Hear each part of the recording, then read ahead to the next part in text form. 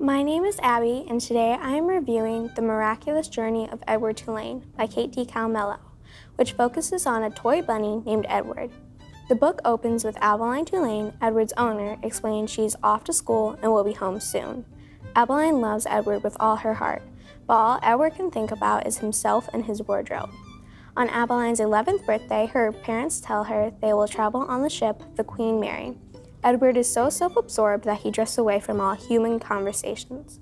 He is annoyed deeply when Abeline pulls him onto her lap and is forced to listen because he believes all conversations are pointless and excruciatingly boring. While on the boat trip, two boys steal Edward away from Abeline and start playing keep away. Edward flies through the air before he is fumbled over the side of the boat. He remains at the bottom of the dark ocean for years. When a storm comes, the waves sweep him to the surface, and before he can sink, he is grasped by a fishing net.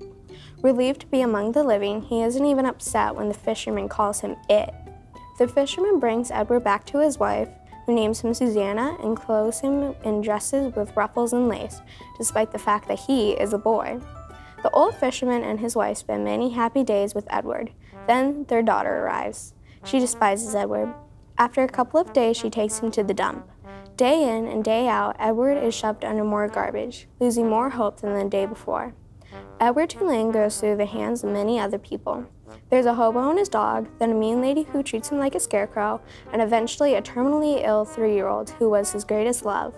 With each episode, Edward goes through more love and loss.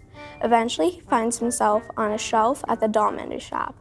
For years, he waits on the shelf, becoming more and more self-absorbed, forgetting his life lessons.